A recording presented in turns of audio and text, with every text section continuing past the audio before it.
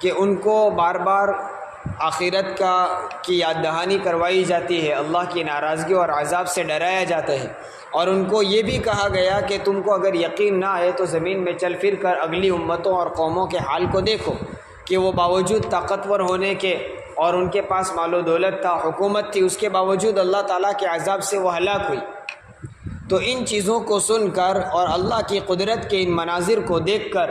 اور اگلی امت پر آنے والے عذاب کو اور اس کے آثارات کو دیکھ کر انہیں عبرت حاصل کرنی چاہیے تھی، لیکن اس کے باوجود انہوں نے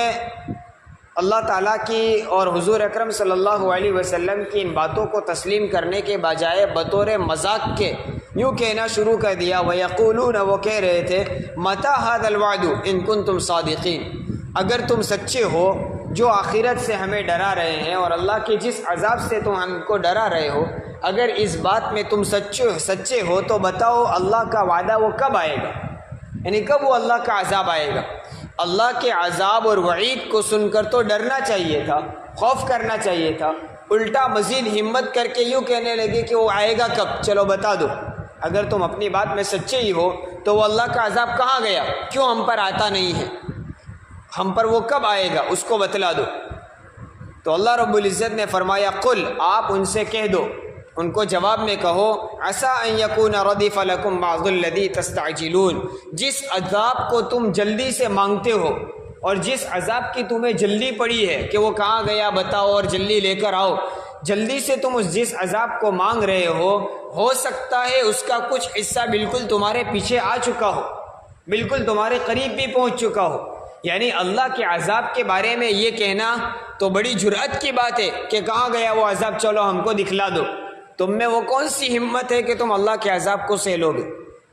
اتنی جلدی مچاتے ہو تو سکتا ہے وہ عذاب بالکل تمہارے پیچھے آ چکا ہو۔ اور رہی بات کہ ابھی تک تم پر عذاب کیوں نہیں آیا اور اتنا انتظار کیوں کیا گیا، اتنی مہلت کیوں دی گئی، تو وَإِنَّ رَبَّكَ لَذُو فَضْلٍ عَلَى النَّاسِ، وہ اس وجہ سے کہ بے شک تمہارا پروردگار لوگوں پر بڑے فضل والا ہے۔ اللہ نے تم پر اپنا فضل کیا اور اپنی رحمت کے پیش نظر تم کو ابھی تک عذاب سے بچائے رکھا۔ تو عذاب میں اتنی تاخیر ہونے کی وجہ یہ نہیں ہے کہ اللہ تم کو عذاب نہیں دے سکتا،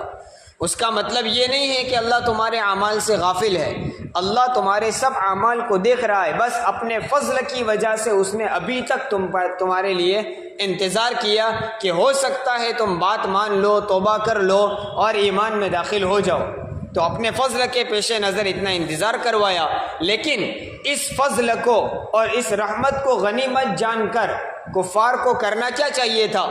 کہ اللہ پر ایمان لے آتے۔